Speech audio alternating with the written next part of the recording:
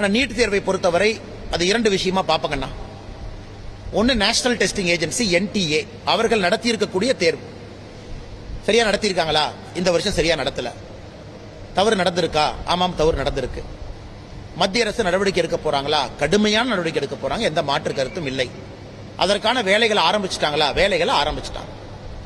தமிழ்நாட்டில் group 4, group 2, group 1 எல்லா டைமும் வேறு வேறு குளறுபடிகள் நடந்திருக்கு. அதுக்காக எப்பொழுதுமே குரூப் 4ஓ குரூப் 2ஓ குரூப் 1ஓ நம்ம கேன்சல் பண்ணலீங்கன்னா. ஆனால் நீட்டு தேர்வு குளறுபடி, குறிப்பா நீட் UG அதற்கான புதிய தேர்வு நேஷனல் டெஸ்டிங் ஏஜென்சி அதற்கான எல்லா நடவடிக்கையும் எடுக்க ஆரம்பிச்சிருக்கிறாங்க. NTA தலைவரை மாத்திருக்கிறாங்க. அது ஒரு பக்கங்கண்ணா.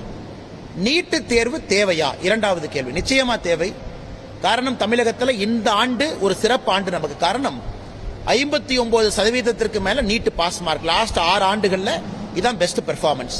All India ranking. போன ஆண்டு ஆல் இந்தியா ரேங்கிங்.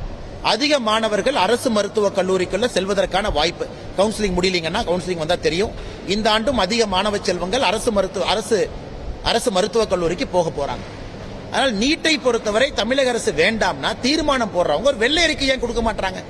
ஒரு வெள்ளை அறிக்கை சட்டமன்றத்தில் ஒரு புக்கா போட்டு, நீட்டு வர்றதுக்கு முன்னாடி அரசு பள்ளியிலிருந்து எத்தனை பேர் அரசு மருத்துவக் கல்லூரிக்கு போனாங்க, நீட்டு வர்றதுக்கு முன்னாடி முதல் தலைமுறை பட்டதாரிகள் எத்தனை பேர் போனாங்க, நீட்டு வந்த பிறகு எத்தனை பேர் போயிருக்காங்க, ஒரு வெள்ளை அறிக்கை கொடுப்பதற்கு என்ன பிரச்சனை?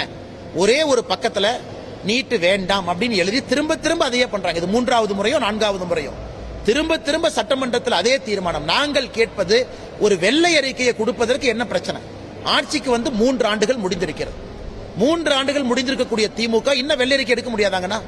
எல்லா டேட்டாவும் department of health directorate of ஹெல்த்ல இருக்கு. எல்லா டேட்டா எடுத்து 3 ஆண்டுகள் எடுத்து 2016 இருந்து கம்பேர் பண்ணுங்க. கிட்டத்தட்ட இன்னைக்கு 9 வருஷம் ஆயிடுச்சு. நீட்டுக்கு முன்னாடி 10 வருஷமும் நீட்டு வந்த பிறகு 9 வருஷம் கம்பேர் பண்ணி டேபிள் போட்டு மக்கள் முன்னாடி வச்சிருங்க. மக்கள் முடிவு செஞ்சிட்டோம்.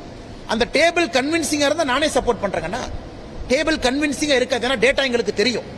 நீட்டை பொறுத்தவரை நீட்டு வந்த பிறகு தமிழக அரசுக்கும் தெரியும், அடித்தட்டு மக்களுக்கு, குறிப்பாக அரசு பள்ளியில் படித்த மாணவர்கள் நீட்டு வந்த பிறகுதான் மருத்துவக் கல்லூரிக்கு அதிகமா போயிருக்கிறாங்க. அதனால எதுவுமே கொடுக்காம, டேட்டாவே கொடுக்காம என்ன ஆர்குமெண்ட் முதலமைச்சர் அவங்க வைக்கிறாங்கன்னா, சுப்ரீம் கோர்ட்டுக்கு இவங்க ஏன் சுப்ரீம் கோர்ட்டுக்கு போக மாட்டாங்க? எதுக்கோ சுப்ரீம் கோர்ட்டுக்கு போறவங்க தமிழ்நாடு அரசு முதலமைச்சர் பேர்ல சுப்ரீம் கோர்ட்டுக்கு போலாமே, நீட்டு வேண்டான்னு சொல்லலாம். அப்ப சுப்ரீம் கோர்ட் என்ன கேட்கும்? டேட்டா கொடுங்கன்னு கேட்பாங்க. தமிழக அரசு சுப்ரீம் கோர்ட்ல டேட்டா கொடுக்கணும். டேட்டா கொடுத்தா மாட்டிக்குவாங்க. அதனால சுப்ரீம் கோர்ட் கதவுல தட்டவே மாட்டாங்க. ஏன்னா டேட்டா கொடுத்தா மாட்டிக்குவாங்கன்னு தெரியும். அதனால இந்த சட்டமன்றத்துக்குள்ள நடைபெறுகின்ற டிராமா இது. இதனால் எதுவும் நடக்காது என்பதை முழுமையாக தெரிந்து கொண்டு இந்த டிராமாவை தொடர்ந்து முதலமைச்சர் அவர்கள் அரங்கேற்றம் செய்து கொண்டிருக்கின்றார்கள். அது ஏன் கள்ளக்குறிச்சியில கள்ளச்சாராய சாவு, அதனால நீட் டிராமா கொண்டு வாங்க, இதை கொண்டு வாங்க, செங்கோல் பிரச்சனையை கொண்டு வாங்க. இதை தவிர உருப்படி என்ன நடந்திருக்கு இந்த சட்டமன்றத்தில்? வணக்கம் இந்து சொந்தங்களே.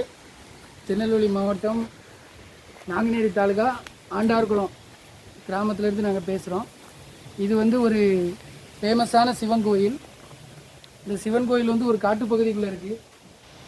இதை வந்து புனரமைக்காமல் பல காலமாக பாதிப்பான சூழ்நிலையில் உள்ளது. இதில் பார்த்திங்கன்னா நிறையா நாகங்கள் வந்து குடிபோகும், நிறையா மயில்கள் வந்து அடைகிறது. பல விசித்திரமான கோயில் இந்த கோயிலை வந்து புனரமைக்கிறதுக்கு நாங்கள் பல காலமாக ரெடி பண்ணிக்கிட்டு இருக்கோம். ஆனால் எங்களால் இன்னும் முடியலை. எங்களால் எக்கனாமிக் பிரச்சனைனால முடியல. இதை பாருங்கள், ஜல்லி அடித்து போட்டிருக்கோம், ஜல்லி எல்லாமே அடிச்சிருக்கோம். மேலே சீட்டு பாருங்கள், மேலேருந்து பனங்காயாக விழுந்து சீட்டெலாம் நொறுங்குது. உங்களால் முடிஞ்சது 5ஓ 10ஓ 50ஓ 100ஓ எவ்வளோ இருந்தாலும் சரி, நான் என்னுடைய ஜிபே நம்பர் சொல்கிறேன். இந்த நம்பருக்கு வந்து நீங்கள் வந்து கொடுத்து உதவுனீங்கன்னா இந்த சிவன் கோயிலை புனரமைக்கிறதுக்கு ஒரு உதவிகரமாக இருக்கும். என்னுடைய ஜிபே நம்பர் சொல்கிறேன். உங்களால் முடிஞ்சது 5ஓ 10ஓ 50ஓ 100ஓ விருப்பம் உள்ளவங்க உதவி பண்ணுங்கள்.